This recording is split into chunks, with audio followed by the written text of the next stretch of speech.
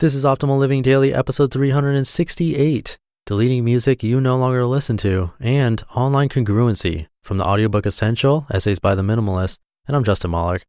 Welcome to Optimal Living Daily, one of 4 podcasts where we read to you from amazing blogs and authors who have given us permission to do so.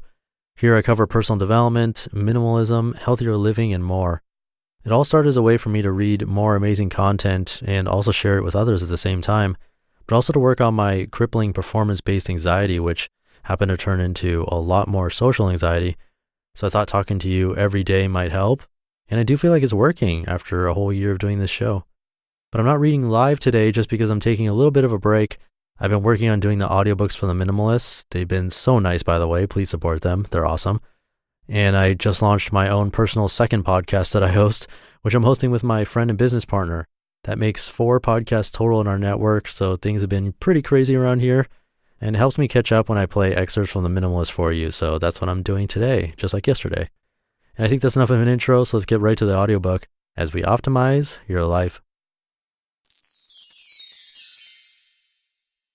An excerpt from the audiobook Essential, Essays by the Minimalists. Deleting Music You No Longer Listen to by Joshua Fields Millburn.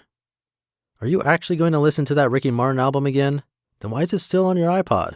Why do you keep music you haven't listened to in years? Do you keep it just in case? I certainly used to. Once upon a time, I owned more than 2,000 CDs. This is no surprise to people who know me well. I'm an auditory learner, which is the reason my writing often has a run-on-ish, out-loud, tumbling words, pace, and cadence. And so music has played a significant role in shaping my life.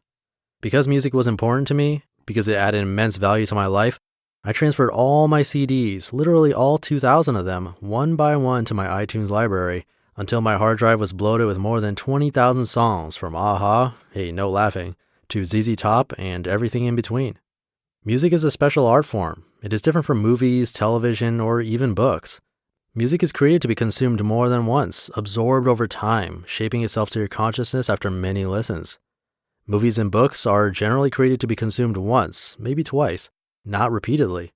That's why I advocate getting rid of old movies and old books. But today, I'd also like you to consider getting rid of some of your music. Recently, I deleted 80% of the music in my iTunes library. How did I select what to delete?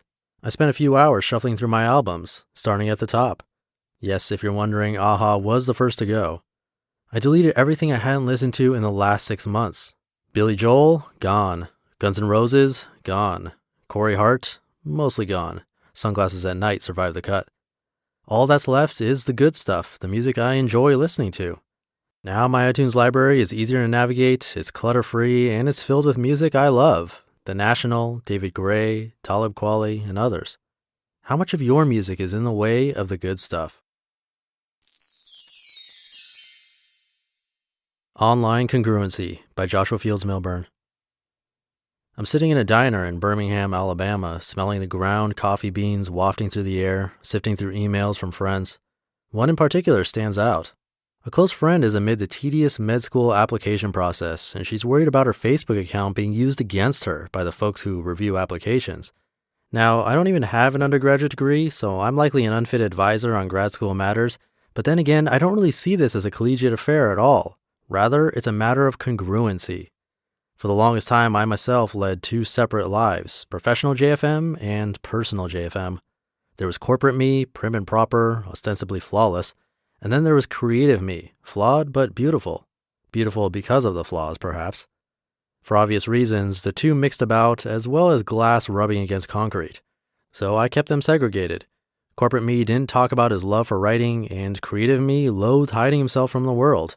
It was almost as though both sides were ashamed of each other. Over time, this took its toll, until eventually I realized living 2 separate lives was exhausting, even disingenuous. So instead of hiding one half from the other, I decided to change my activity to align both halves. In my friend's case, she wanted to go as far as changing her name on social media. My advice?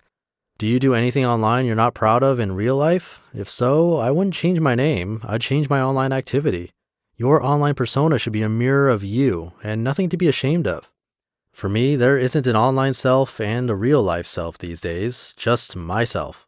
Whether I write something online, speak to a crowd of people, or have a one-on-one conversation with a friend, my life is congruent. Don't get me wrong, I still have a private life. Like most people, I enjoy sending tardy text messages and walking around the house naked. I just don't share those details publicly. Not because I'm ashamed, but because they are private and because they don't contribute to the greater good. There's a big difference between a public online profile, an extension of oneself, and a private, intimate conversation. Personal interaction is not meant for public consumption. Deciding what's private and what's public is a personal matter. Share whatever you'd like.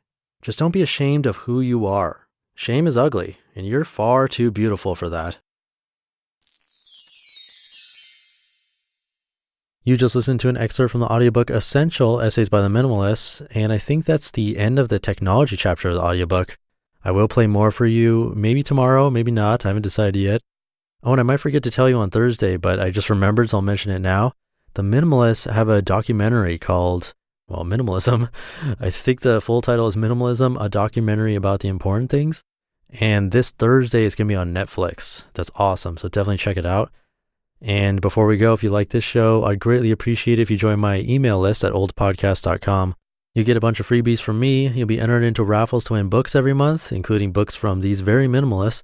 And it's just a really nice way to show that you like what you hear. Again, you can come by oldpodcast.com and enter your email address there, or you can text in. Just text the word optimal to the number 44222. And that's it for today. Have a great rest of your day, and I'll catch you in tomorrow's show, where your optimal life awaits. Hey, this is Dan from the Optimal Finance Daily podcast, which is a lot like this show, except more focused on personal finance. Justin handpicks the best posts he can find from blogs and authors like Ramit Sethi, Mr. Money Mustache, and more, and I read them to you 5 days a week.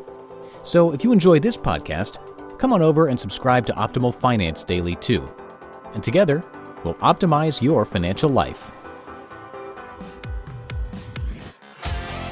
You've been listening to Optimal Living Daily. Be sure to hit the subscribe button to stay up to date on each new episode, and head to oldpodcast.com. That's OLDpodcast.com for a free gift, as well as more actionable tips and resources to help you maximize your potential. Thanks for joining us, and remember, your optimal life awaits.